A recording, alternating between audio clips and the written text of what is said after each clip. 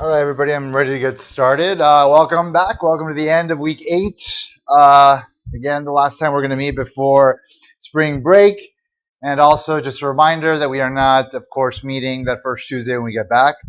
I'll send you guys a reminder the day before just to make sure that nobody shows up. But beyond that, the path is clear moving forward. We have one more class after this to finish up the second part of the course, and then we will have the second exam that Tuesday of the second week back. So that's 2 weeks from today, 3 weeks from today, 3 weeks from today.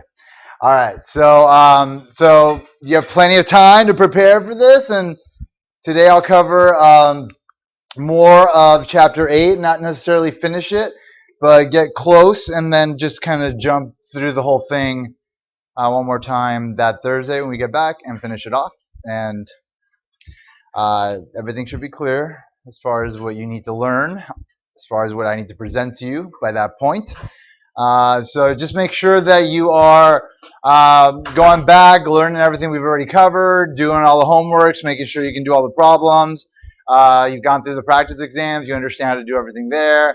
And of course, taking advantage of the free time to write some mini papers and knock some of those out during the break. So just get as much done as possible. You're going to feel really good about that if you get that accomplished. And the path forward should be pretty smooth for you for the last part of the course. If indeed, you've been doing everything I've been telling you to do and you do well in the second exam, should be smooth sailing after that. Are there any questions about anything you'd like me to address before I jump into the material today? Yeah. No, I didn't because there weren't that many corrections, so it wasn't necessary. But remember, like the actual grades aren't determined, not even on exams, not until the final grades are tabulated. Because once there's a curve for the class on an exam, there's a curve for the entire class for the entire semester. So in the end, it's all going to be a matter of how well you do relative to everyone else. So just do your best, and everything should work out.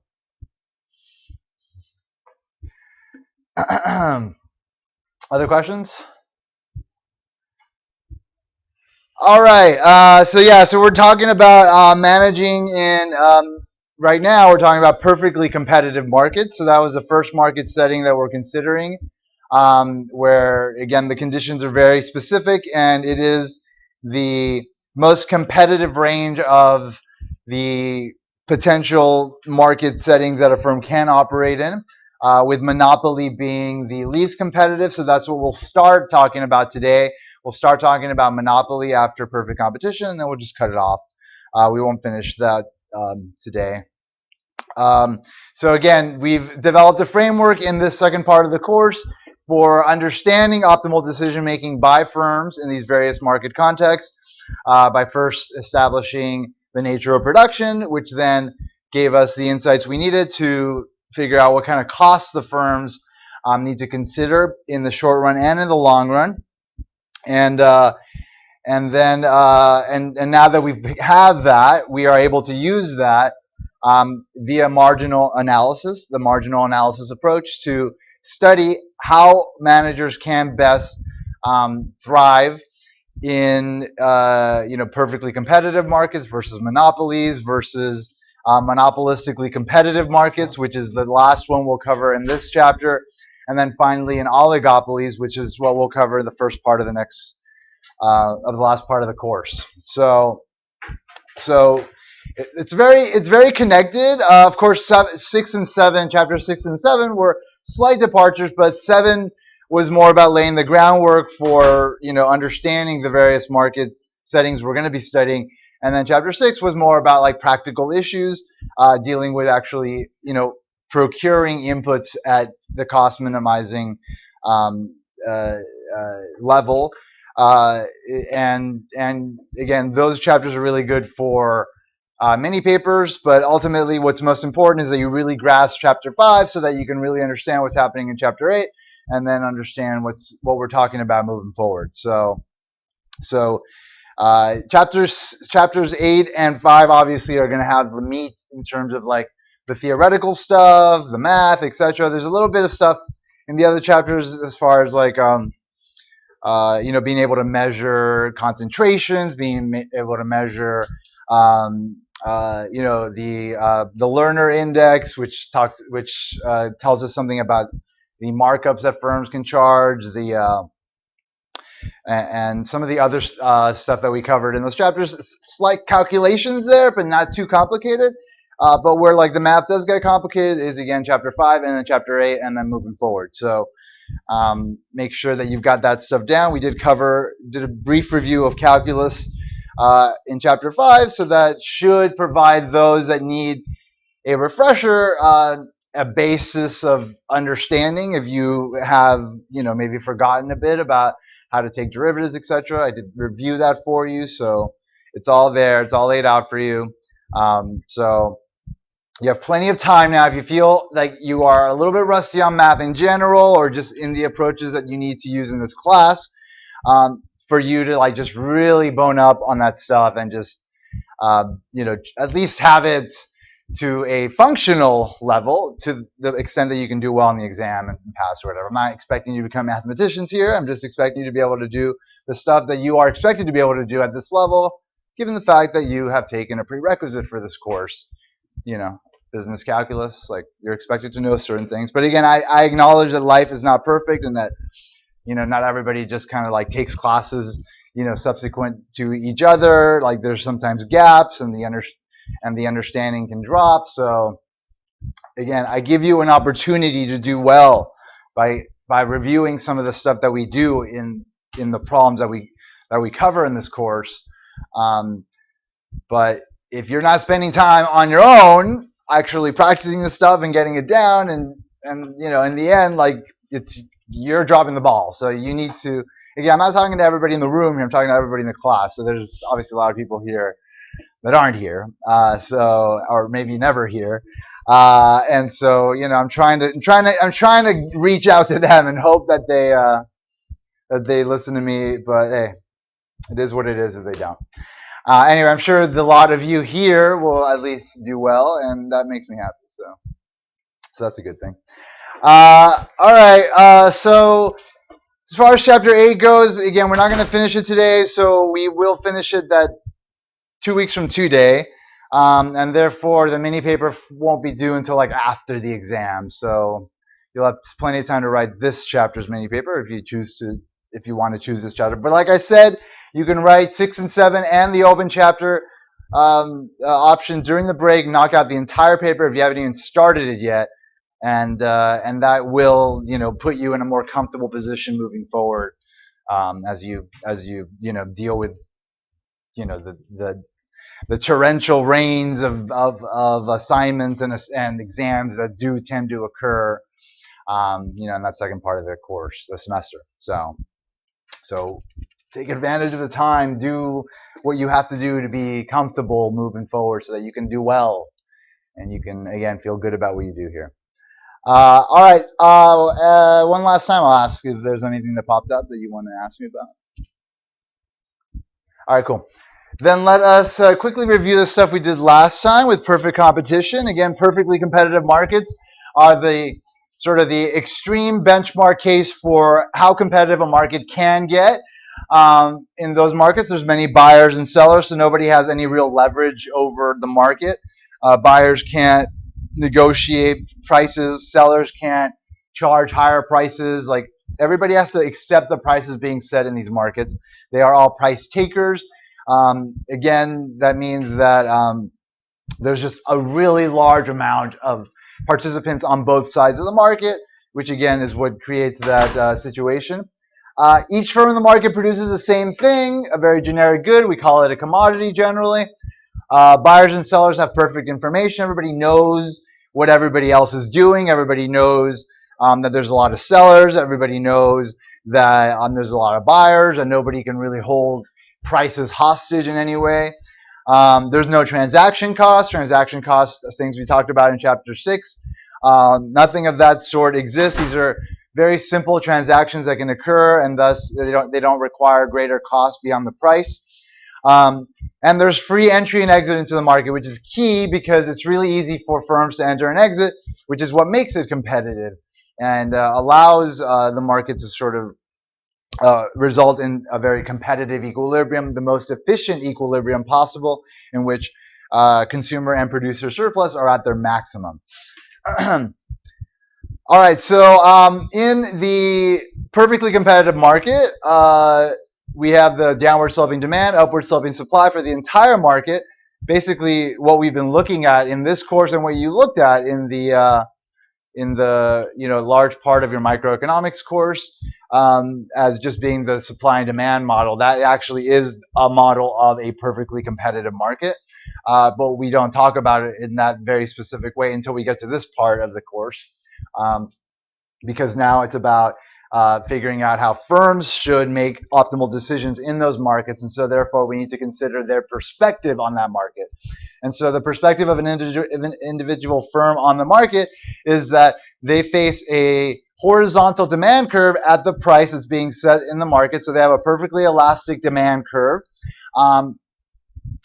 Basically what that represents is the fact that they can't affect prices. They can only sell at the price that's being set in the market, and therefore their revenue is going to be constantly growing at the same rate because of the fact that their revenues are growing at the rate of price, which is the marginal revenue, the change in revenue attributed to the last unit of output sold.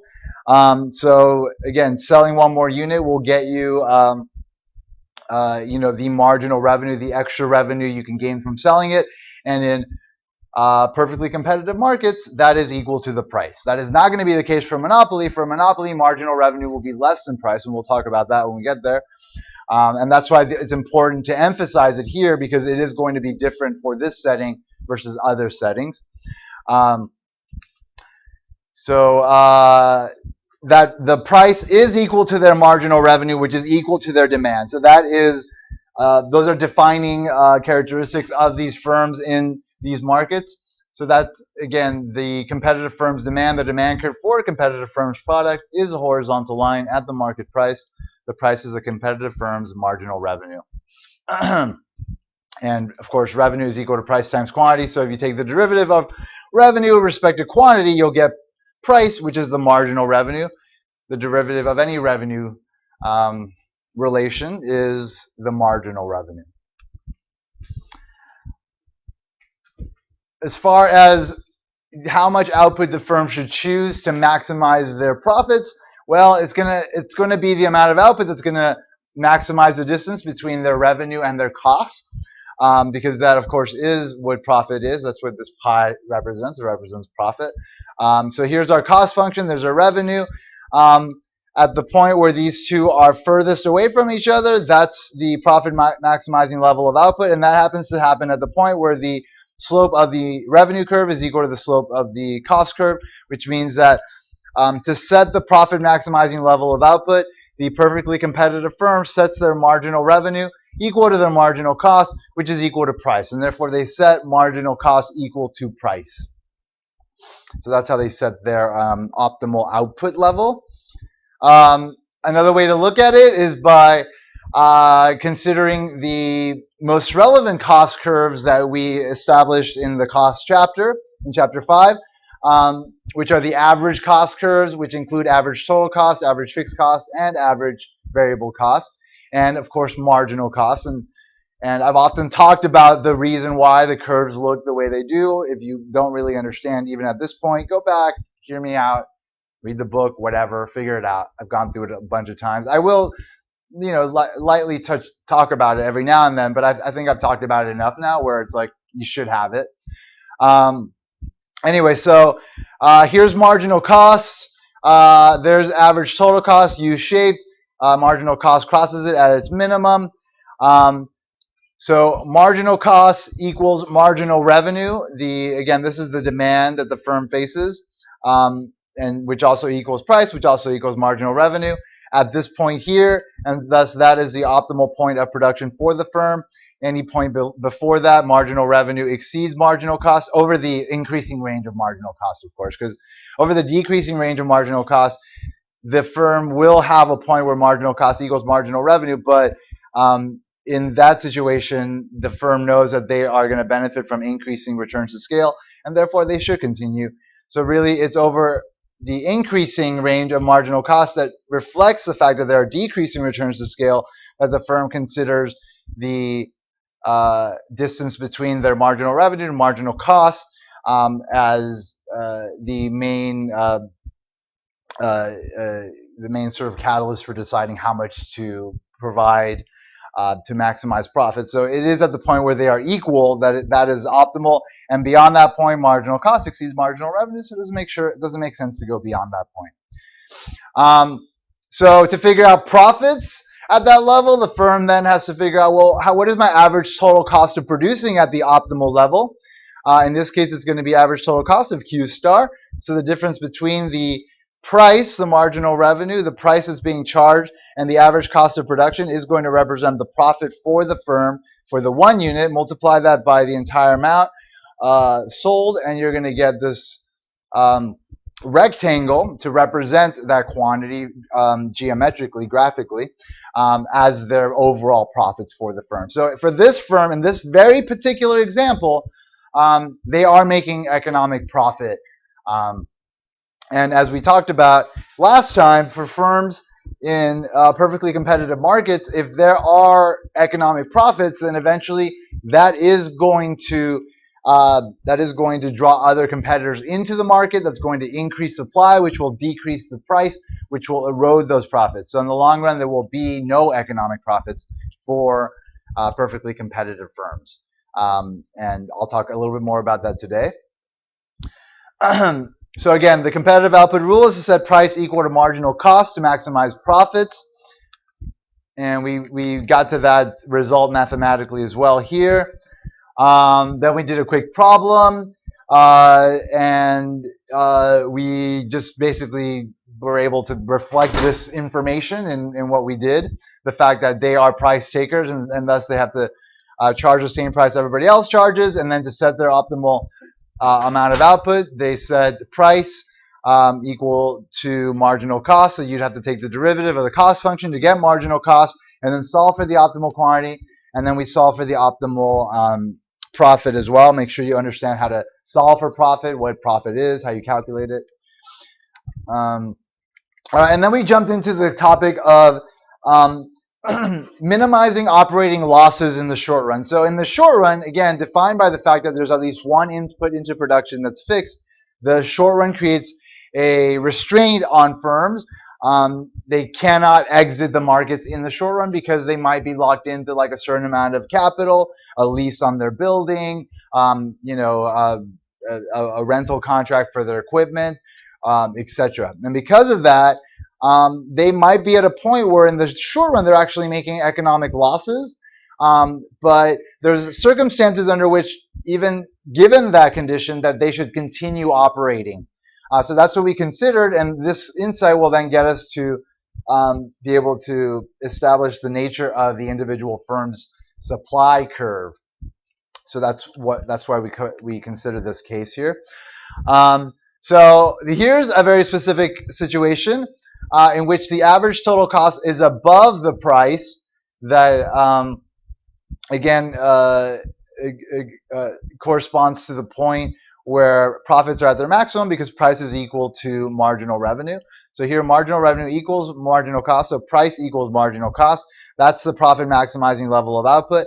At that profit maximizing level of output, the average cost of producing is above the prices being charged. So this is the opposite case from what we just considered, where average total cost was below the price at that level. And so here, there are economic losses being experienced by this firm. Price times quantity represents the revenues that they're collecting. So this box here, the rectangular box made up by the base quantity and the height price, is the revenue. At this profit maximizing level, if we go up to the average variable cost curve, that tells us the average cost of labor, the variable input that's attributable to that last unit of output that's being produced. So if we multiply the distance, that amount times the quantity, then we get the variable cost. So this is the amount the firm is paying their laborers to produce that amount. That means the difference between this amount here, the average variable cost, and the average total cost is the average fixed cost. Multiply that by the quantity, you get the total fixed costs that are being paid by the firm, which in this case is made up of the that box including the loss and the extra revenue beyond the variable costs that have to be paid.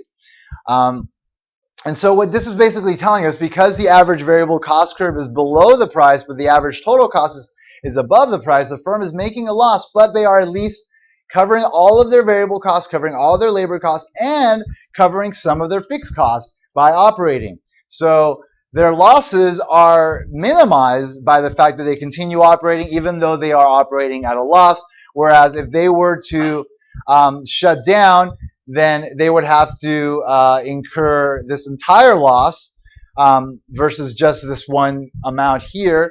And thus it makes sense for a firm under this very specific situation to continue operating, even though they're operating at a loss, until they can get into the long run, dump the capital, get out of the business, and, cut their losses.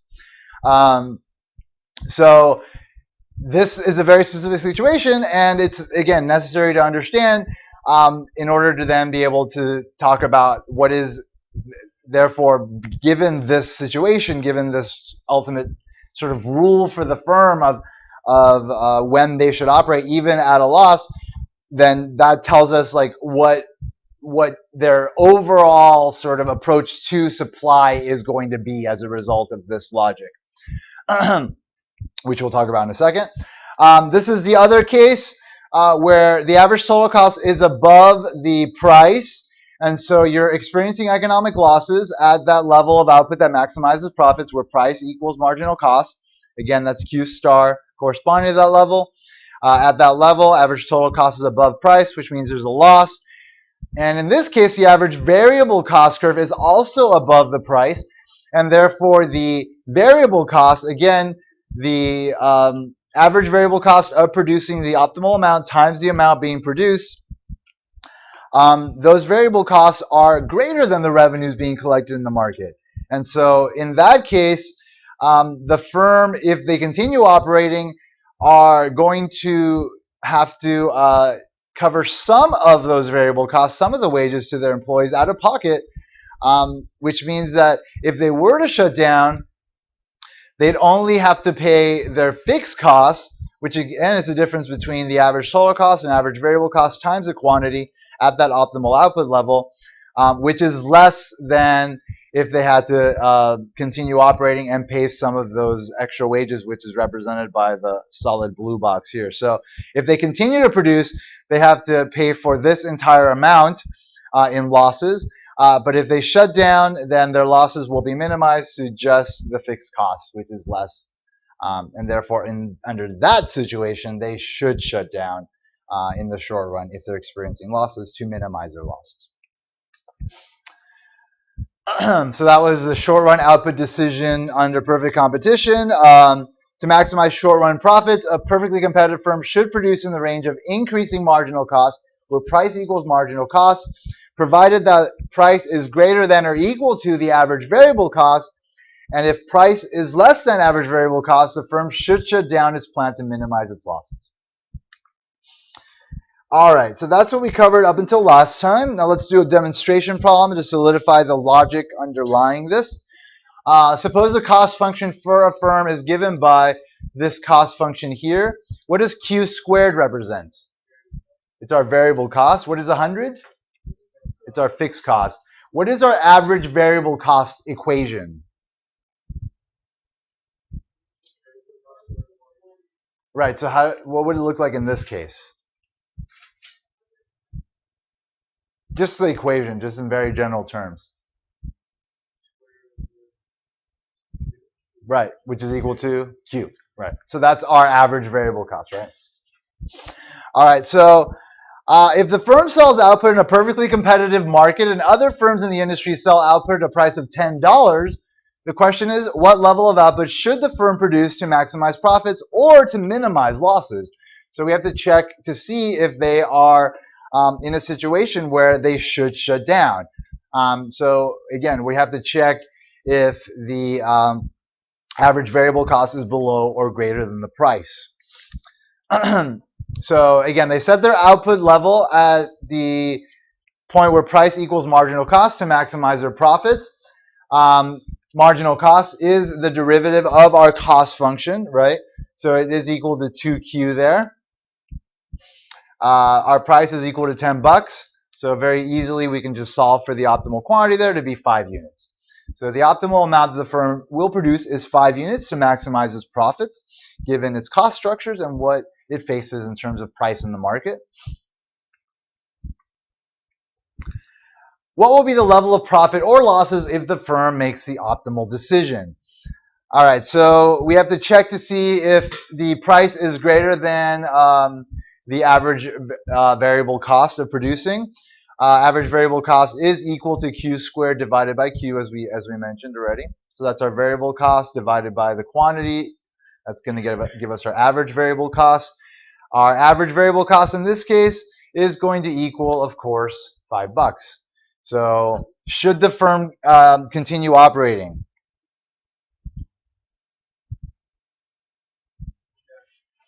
It should, right? Because the price is above the average variable cost of producing at the optimal level. If it wasn't, then the firm should shut down. So we know the firm should definitely continue operating, and let's see what kind of profits it's making. So again, 10 is greater than 5. The firm should produce 5 units. There's our profit equation, price times quantity, revenue minus the cost of producing the optimal quantity, which is 5. So plugging that in there, that's going to get us to $125 of production. Price times quantity is equal to 10 times 5, which is 50. So we see that the firm is operating at a loss, in this case, of negative $75. What would their loss be if they shut down? It wouldn't be $125 if they shut down. It would just be the $100, right? It would be their fixed costs. And so they have minimized their losses in this case. They they brought it down to losing 75 versus 100 by continuing to operate again, because some of the revenues that are coming in are covering some of the fixed costs. And again, it's because the price is above the average variable cost. All right, so the short run firm and the industry supply curve. So now we're going to use this information to establish the nature of the short run firm's supply curve, and then we're going to just aggregate that, combine it with other firms to get to the market supply curve, which we all are all familiar with, the upward sloping supply curve that we have been looking at in the market model, both in this class and your other courses. So the profit maximizing, perfectly competitive firm produces the output at which price equals marginal cost. When the price is given by P naught, so when the price in this case is equal to the minimum of the average variable cost, that is the point at which the firm is indifferent between operating and not operating, meaning they're at that point where like the switch can happen. But it's right at the point where they will operate. They can operate because they're exactly covering their fixed costs, either operating or not. In this case, they would be continuing to obviously have workers working, so that's a good thing. So maybe that it is a good thing for it to continue operating, but it is up to the firm. Nonetheless, it is the point at which the switch happens there, where the price is the minimum of the average variable cost, which of course is the point where marginal cost crosses it. So that's the point where price equals marginal cost as well.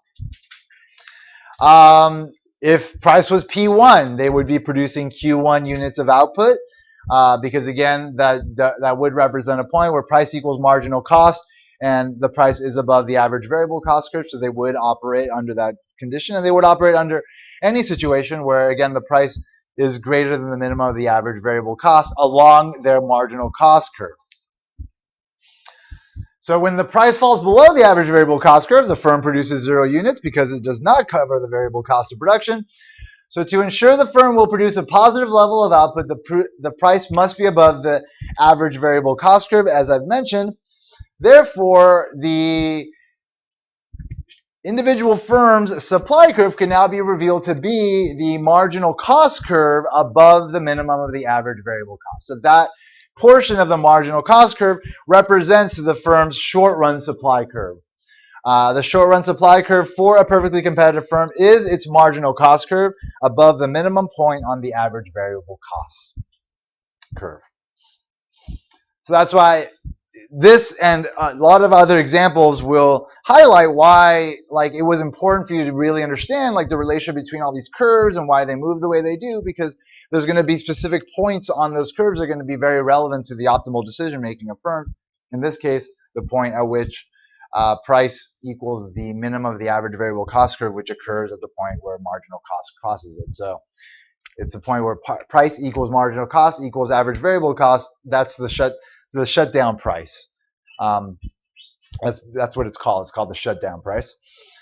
And then beyond that, the firm does operate even in the short run, even if it's experiencing losses. But obviously, beyond a certain point, you're going to have an average total cost curve somewhere up here. The firm will be making economic profits. But if the firms are making economic losses in the long run, those firms will exit. In the short run, though, they will maintain operation if the price in the market, which remember, there's a demand and a supply curve over here on the left that we're not seeing, and that's changing, right? We talked about the things that can shift those curves, like things on the supply side, things on demand side will shift those curves, and that will change the equilibrium price, which is what might move this price up and down along the marginal cost curve, leading to different profit maximizing levels of output, or even leading to a point where the firm is forced to shut down if the price falls below their minimum of their average variable cost. So the market or industry supply curve is closely related to the supply curve of individual firms in a perfectly competitive industry. So here we've got Mr. Silva, who provides coffee. So this represents his individual supply curve. Again, it essentially is his marginal cost curve above his minimum of his average variable cost. There's Mr. Liu's individual supply curve, another supplier of coffee beans in pounds. And again, this is his marginal cost curve above the minimum of his average variable cost curve. So the amount an individual firm will produce at a given price is determined by its marginal cost curve above the minimum of the average variable cost. We see that for a price of $1, Silva is willing to supply 2 units, but Liu is only willing to supply 1 unit. They have a different cost structure. Not too significant, but different enough where their output decision is slightly different. And again, it has to do with how their costs reflect their production, which then implies something about their marginal cost, which then interacts with the price, which then reveals the optimal level of supply for each of the firms. To get to the market supply curve, we do a horizontal sum of the marginal cost of all firms at every price. So here's our market supply curve in this market made up of just these 2 sellers, just to simplify the analysis, just so you can see how that works. And at a price of $2, Silva supplies 3 units. Liu provides 2 units. So for the market, adding those 2 quantities at that price, doing a horizontal sum, will get us to the market supply at $2 to be 5 units. And then at 1 unit, same thing. At $1, Silva will supply 2, Liu will supply 1. So at $1 for the market, we'll have a supply of 3 units. This figure illustrates the relationship between an individual firm's supply curve, MCI, and the market supply curve, S, for a perfectly competitive industry composed of 500 firms. So this one, slightly different, but making one simplifying assumption, and that's that everybody has the same cost structure. So everybody has the same means of production. Nobody has different costs. And because of that, they all have the same marginal cost curve. When the price is $10, obviously no firm will supply, and industry supply will be equal to 0. When the price is $12, each individual firm will supply 1 unit. That means that if you take into account the supply of all 500 firms, doing a horizontal summation across all of them, you'll get to the market supply curve to be 500 units at $12 for the entire market. So the total output produced by all 500 firms is 500 units at $12. Notice that the industry supply curve is flatter than the supply curve of an individual firm, and that the more firms in the industry, the farther to the right the market supply curve will be. That just represents the fact that, remember, if curves are flatter, that represents the fact that they're more elastic, and therefore this means that the industry is going to be more sensitive to changes in price than individual firm suppliers are going to be. Individual firm suppliers are less able to sort of respond to changes in prices because, again, of short run limitations, etc. But the industry itself is a little bit more able to respond to changes in prices, and that's why you see a flatter market supply curve for the industry. All right, so that's the short run. Let's talk about the long run. So again, in the long run, all inputs into production are variable. That means that firms can acquire the capital they need to be able to enter an industry, and also firms that are experiencing losses are able to get rid of that capital and exit the industry. So let's say initially the market's at equilibrium. There's our demand, there's our supply, there's our equilibrium price. Here's the market from the perspective of the firm, and there's that horizontal, perfectly elastic demand equal to the equilibrium price, which is equal to their marginal revenue. So one important assumption underlying the theory of perfect competition is that there's free entry and exit. Again, that means that firms can enter and exit freely. There aren't what are called barriers to entry, which we'll talk about in a second when we talk about monopoly, that stop other firms from entering the industry and competing. So if firms each earn short-run economic profits, so again, that would be a situation where at the point where price equals marginal cost, the profit maximizing level of output, the average total cost curve is above the price, and therefore the average total cost of producing is above what they're charging for each unit, therefore there are economic profits being made. So if there are economic profits in the long run, additional firms will enter the industry and attempt to reap some of those profits. What's going to happen over here when that happens? When firms enter the market?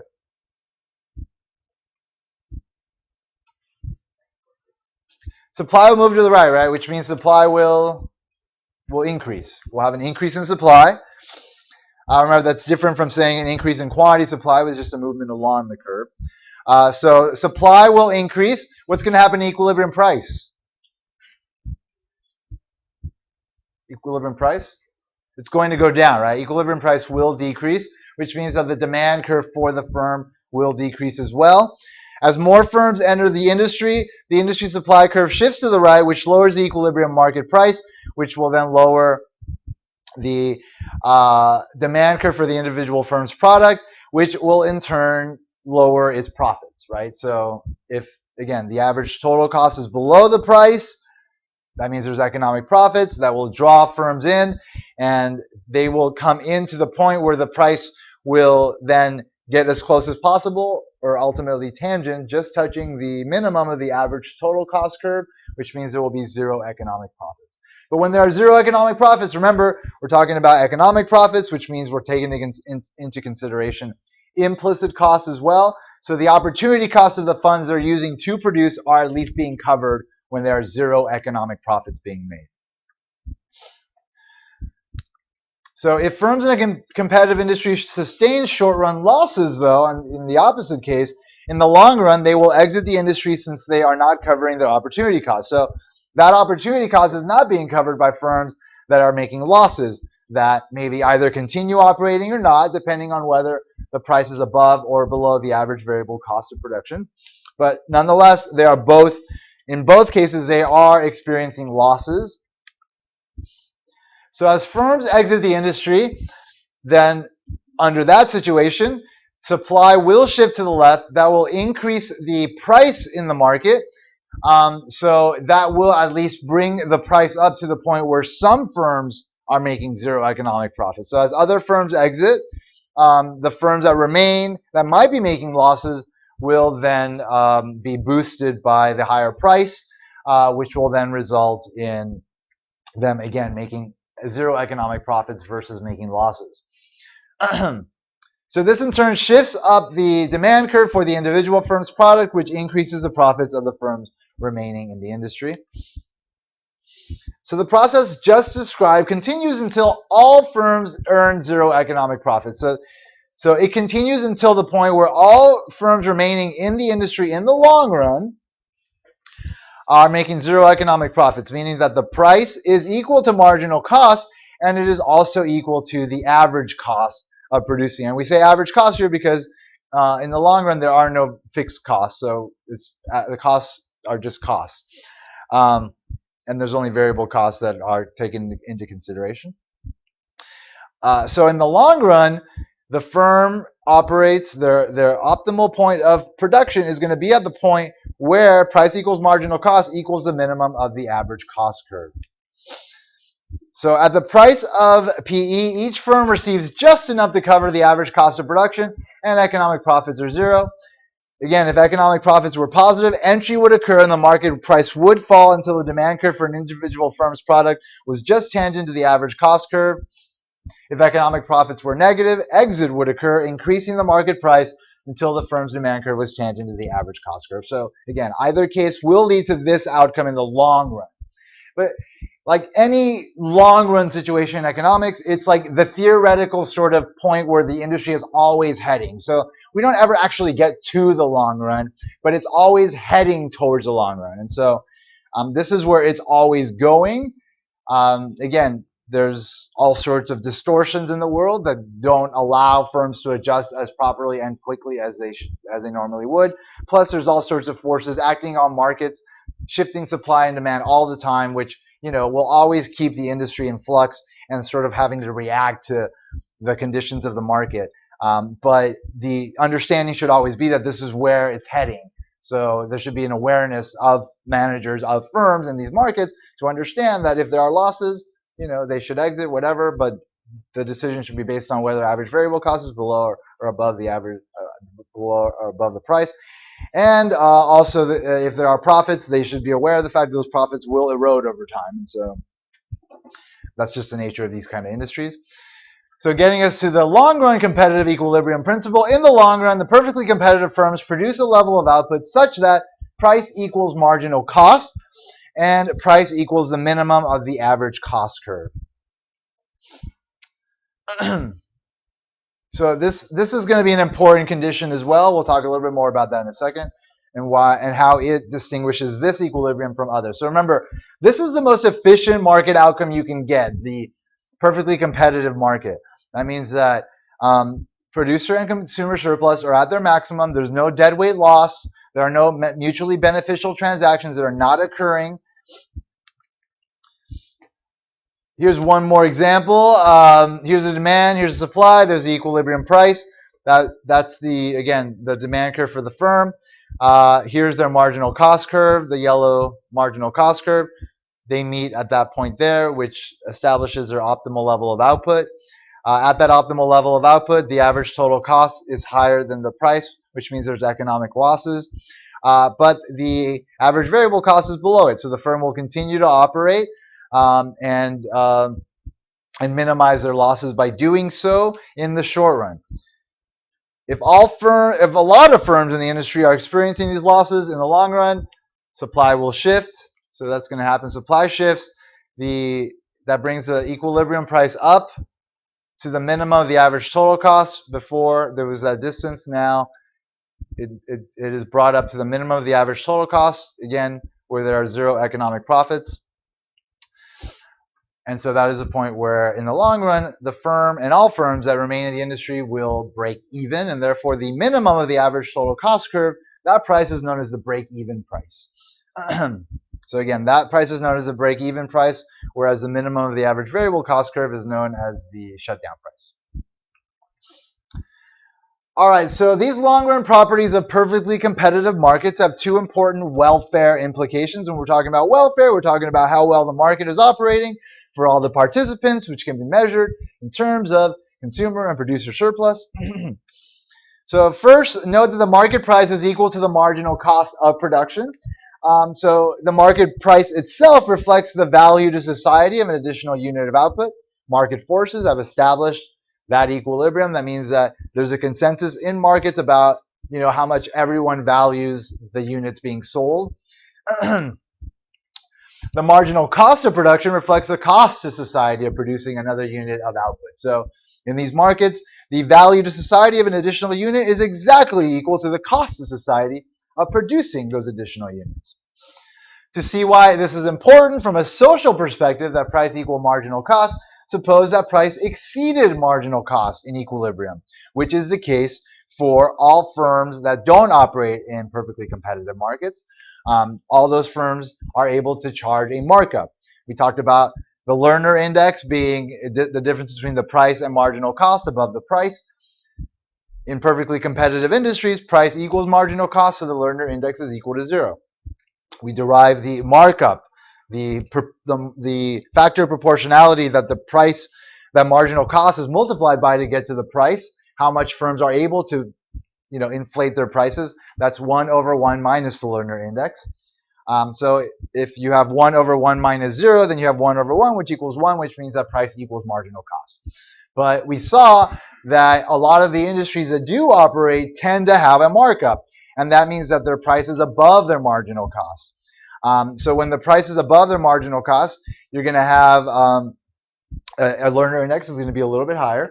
Markup is going to be, big, obviously, relative to perfectly competitive markets, and the value to society of producing the next unit is going to be less than the value that we're expected to pay for these units. So there's going to be that gap there that represents the fact that there are opportunities that are being missed because society is willing to pay. Society is willing to buy more units, and it would be most efficient at the point where the value of making an additional unit is the same as the value of purchasing an additional unit. But of course, firms that have market power, the ability to charge prices above their costs, focus on the profits that they make, not on the benefits to society of how they engage markets, and therefore, there is sort of that inefficiency that is created as a result of it. It's what we call market failure, and deadweight loss results from it. It's not a good thing as far as like overall welfare implications for society as a whole, but obviously it is a good thing for individual firms. And so that there's always that sort of trade-off that exists between what we say is efficiency in the market versus equity, which is fairness. So this would imply that society would value another unit of output more than it would cost to produce another unit of output when price is above marginal cost. If the industry produced at a level such that the price exceeds marginal cost of the last unit produced, social welfare would be improved by expanding output.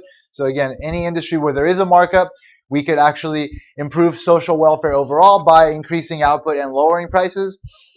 And this is why we have our Justice Department, our Federal Trade Commission, that is meant to sort of monitor the concentrated sort of behavior of an industry, how much firms are trying to concentrate their market shares in order to ultimately have more market power, because it erodes social welfare when firms become too powerful and ultimately gain too much market power. All right, the second thing to note about the long-run competitive equilibrium is that the price equals the minimum of the average cost curve, meaning that in the long run, for perfectly competitive firms, they are minimizing the average cost of producing whatever it is that they're producing in those markets. This implies not only that firms are earning zero economic profits, but also that all economies of scale have been exhausted. The economies of scale is sort of like the benefit of getting larger if you're operating over the decreasing portion of the long-run average cost curve.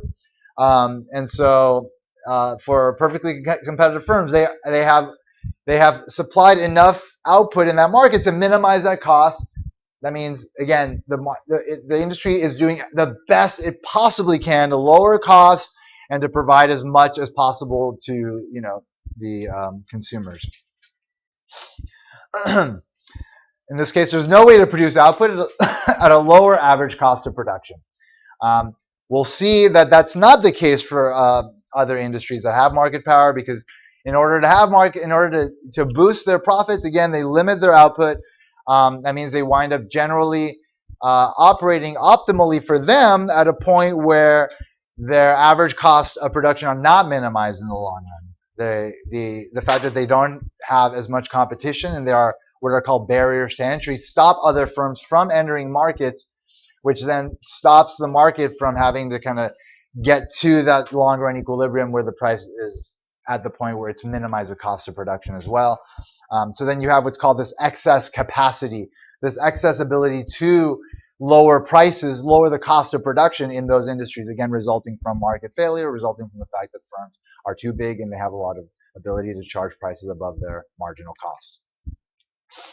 So let's talk about the most stark example of that kind of power, the other extreme end of the competitive spectrum, the monopoly case, where you have one firm dominating the industry and they have all the power to set prices, to set quantities at whatever level they want, given what consumers are willing to pay.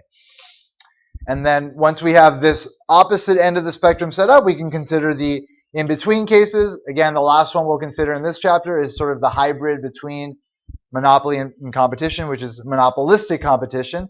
In that market setting, again, there's a lot of competition, there's a lot of firms, but what everybody's selling can be slightly differentiated from competitors, and so that creates a sense of loyalty by consumers, which sort of creates in their minds the idea that there's a smaller market for the good that's being sold, which allows the firm then to have some market power, which then creates some inefficiencies in those markets. But it is a hybrid of these two, and therefore it does wind up being resulting in a better market outcome than monopoly, of course, that being the worst, but the best for the firm, the worst for the market.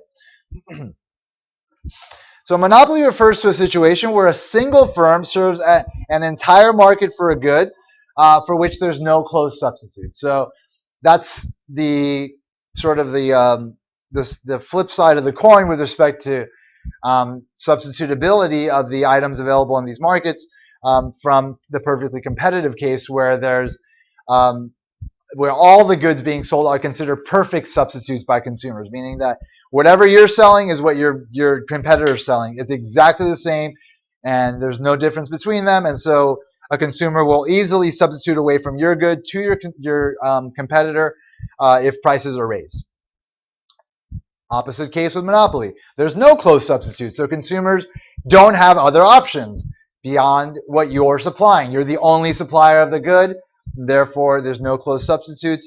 Therefore, you just have to accept what the monopolist is doing if you need to buy the good. So monopolists have what's called monopoly power.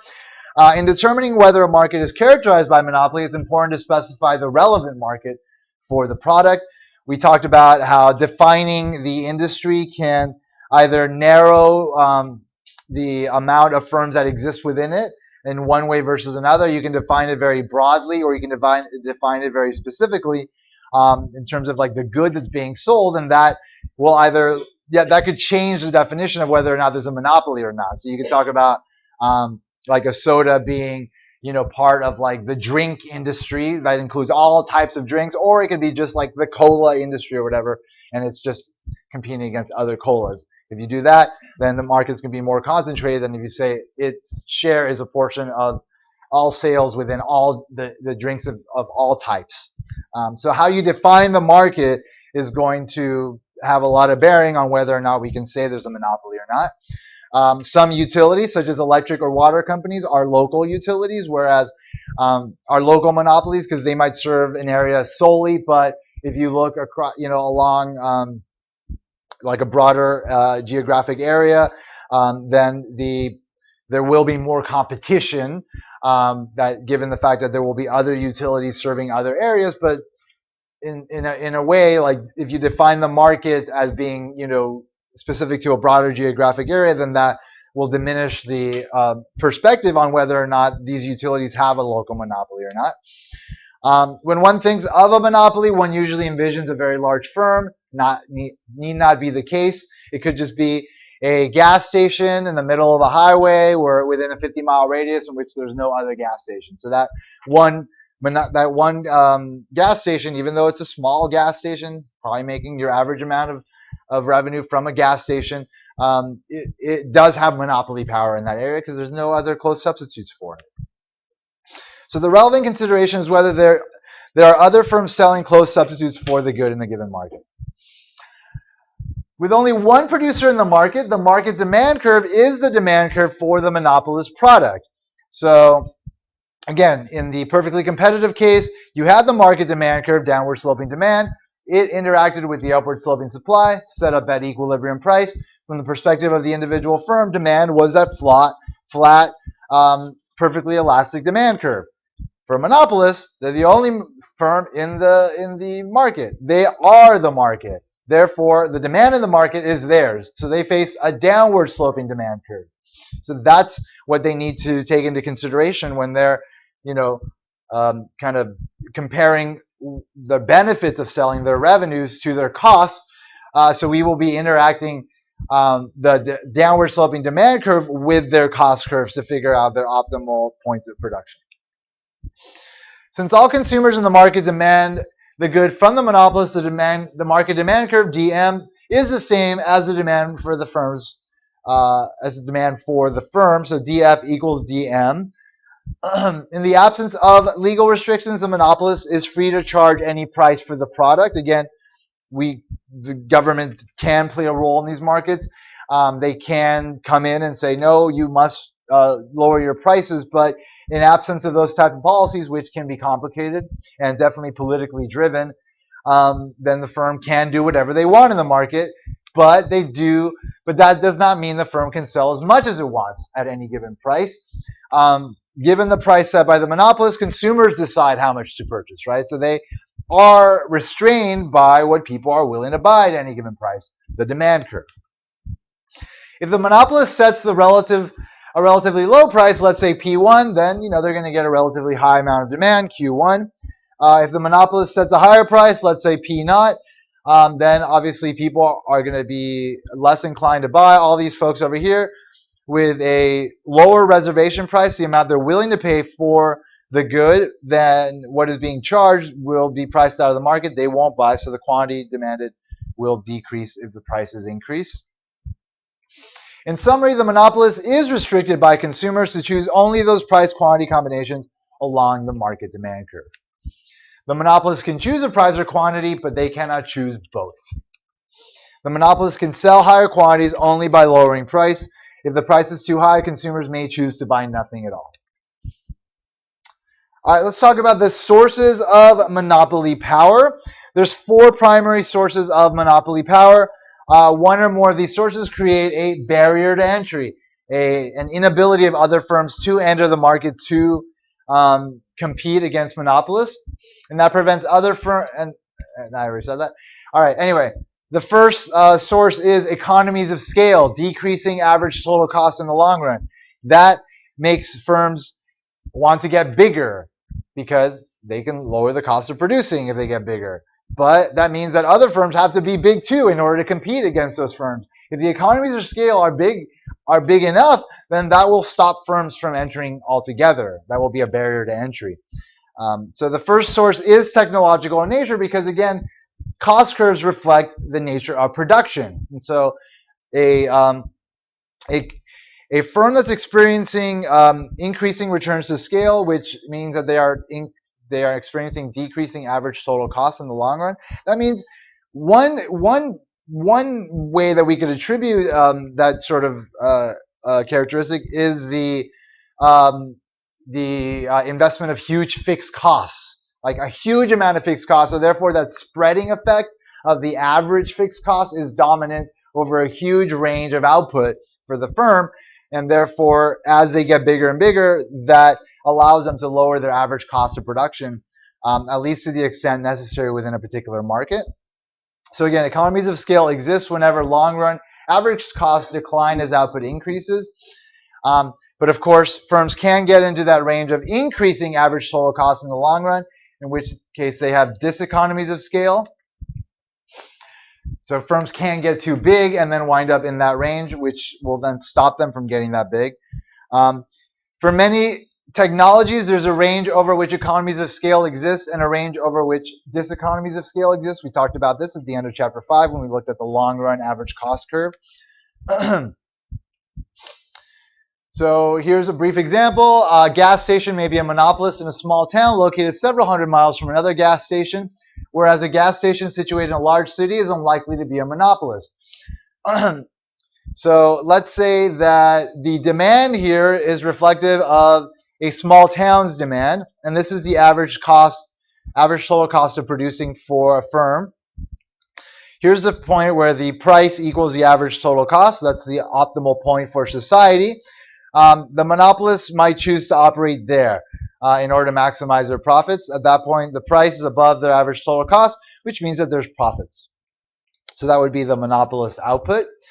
The demand for gasoline in a small town typically is low relative to Q star, which gives rise to economies of scale in the relevant range, outputs below Q star. So it's only over this range that the firm can be profitable. And so in this very specific circumstance, it makes sense for there to be only one firm operating in that market. Because if there were to be two firms operating in that market, then there's only so much demand to go around. They would have to divide up this quantity by two, which means both of them would be supplying this much, which means that both of their average total costs would be above the price that people are willing to pay, which means that both firms would operate at a loss, and therefore no firm would be able to operate in that market. Yeah.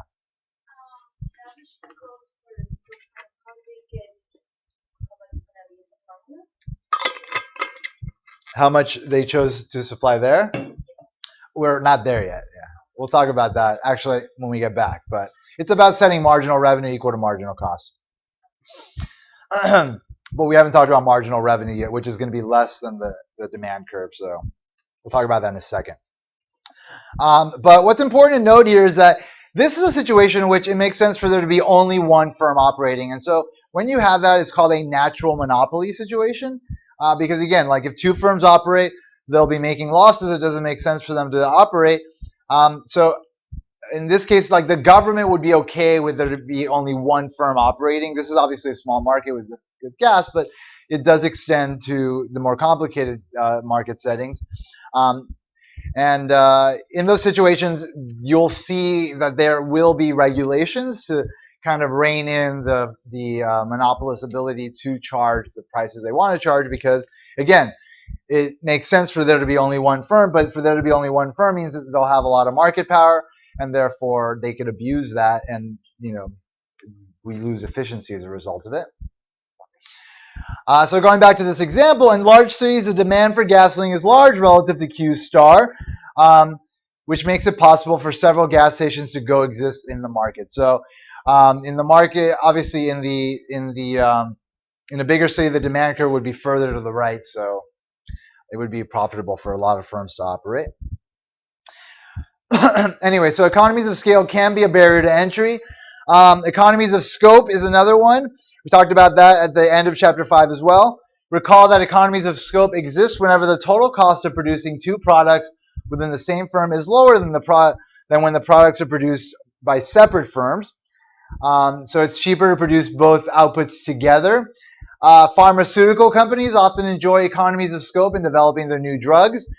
They can develop several drugs at the same time with the technology that's very expensive capital that's very particular to their processes.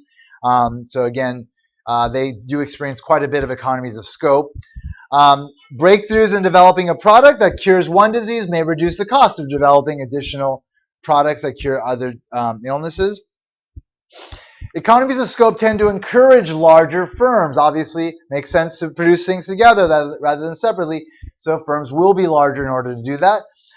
This may provide greater access also to capital markets, where working capital and funds for investment are obtained. If firms are larger, then they will have better abilities to sort of borrow and be able to finance larger scale operations. To the extent that the smaller firms have more difficulty obtaining funds than larger firms, the higher cost of capital may serve as a barrier to entry. So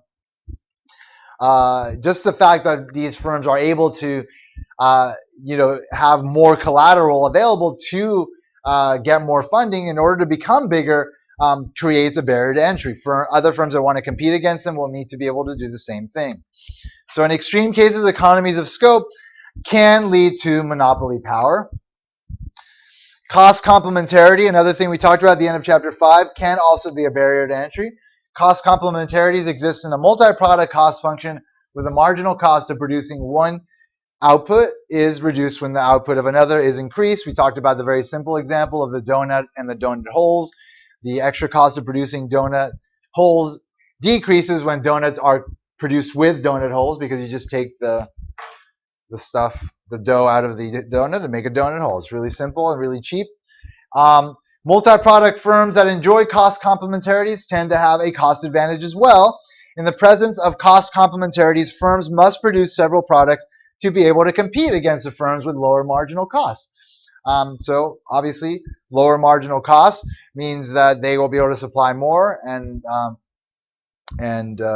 so they will generally be able to charge less as well, which means that they will be able to outcompete their competitors that aren't doing the same things they are to save the same kind of costs that lead to lower marginal costs. So to the extent that greater capital requirements exist for multi-product firms, also resulting from the cost complementarities benefit that they can gain by being bigger, this requirement can limit the ability of small firms to enter the market as well. In extreme cases, market monopoly power can result as well. And then finally, patents and other legal barriers. Obviously, these are things that could stop other firms from entering just based on the fact that they are not legally allowed to do the same things that other firms are doing. So the ones we talked about are technological in nature. These barriers to entry are legal, so governments may grant an individual or a firm a monopoly right, and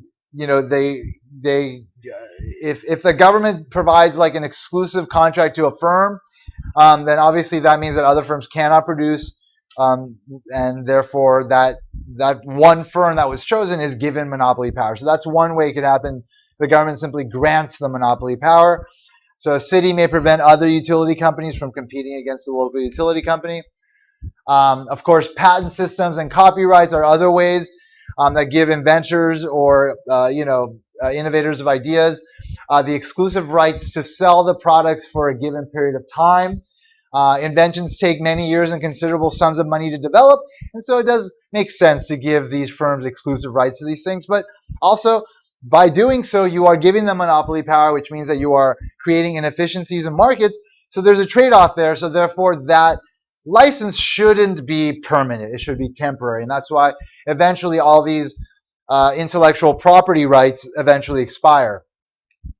So once an invention becomes public information, in the absence of a patent system, other firms could produce a product and compete against the individual or firms that developed it. So you'll see those generic brand everything, especially in the pharmaceutical markets, that compete against the name brand stuff, because the name brand stuff, is proprietary to the firms that developed it. But once their patents expire, everybody else is able to produce the same thing, and they're able to erode the monopoly power. All right, let's start talking about how monopoly can maximize profits by just talking about their marginal revenue. So in Chapter 3, we learned that the linear demand curve is elastic at high prices and inelastic at low prices. So people tend to be more sensitive to price changes when prices are high and tend to be less sensitive to price changes when prices are low. Here's our total revenue curve at the bottom. Remember, total revenues were just a constant linear relationship for perfectly competitive firms. But for a monopolist or any industry that faces a downward sloping demand curve, their total revenue curve will be a hump-shaped concave curve with a maximum. So there'll be a range over which it will be increasing and decreasing. We talked about the total revenue test that gave us insights into whether or not a firm should lower or raise their prices at any given level of output. We talked about how at the point at which the revenues are at their maximum, that elasticity is unitary, equal to 1. So over the elastic range, if firms want to increase their revenues, then they should lower their prices. But over the inelastic range, if firms want to increase their revenue, then they should increase their prices. The slope of our total revenue curve is, of course, marginal revenue. So marginal revenue is changing along the total revenue curve. So the line labeled here marginal revenue is the marginal revenue schedule for the monopolist. It lies below the demand curve. There's a couple of things that we can talk about that will explain it. So I'll highlight all of that in a second. One important thing to note: the marginal revenue schedule for monopolists lies below the demand curve. For a linear demand curve, which is what we consider in this course, the marginal revenue schedule lies exactly halfway between the demand curve and the vertical axis, which means that it's going to have twice the slope in absolute value. It's going to be twice as steep as the demand curve. So this means that for a monopolist, the marginal revenue is less than price charged for the good. So the reason for that, again, is that as we're moving along the demand curve, and let's say the monopolist wants to lower their price, let's say they're starting up over here and they want to raise their price. So they're selling 150 units at $50, but they want to raise their price to $60. If they do so, they're going to lose a certain amount of units that were being sold at that lower price. So that means they're going to lose some revenue from that. So in this case, they're going to lose 50 times 50, so they'll lose 250. That's known as a quantity effect of a price change. And then here, because they've raised their price and there's still 60 participants in the market that are willing to buy, that means that those existing 100 units that would have been sold anyway can now be sold at a higher price. So they are yielding extra revenues, in this case, in the amount of 10 times 100, so that's $1,000. So they're gaining $1,000 here in extra revenue by raising the price, and they're losing, in this case, $250 here. No, that's $2,500. So they're gaining, they're losing $2,500 in revenue here, but they are gaining, they're only gaining $1,000 in revenue. So overall, if they want to raise their price here, then their revenues are going to go down, which again reflects why that total revenue curve was decreasing over the range of high prices where demand is elastic, because in this case, the price effect is less than the quantity effect if we're lowering the price. But if we're increasing the price, the quantity effect is greater than the price effect, which means that the total revenues will increase.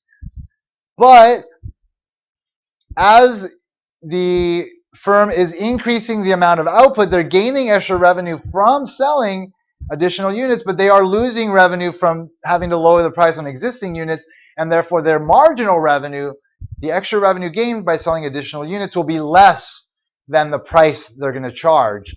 So that's why marginal revenue is less than price for a monopolist. So again, over this range here, if they are decreasing their price and increasing their output, their total revenues will increase because this quantity effect will outweigh the price effect.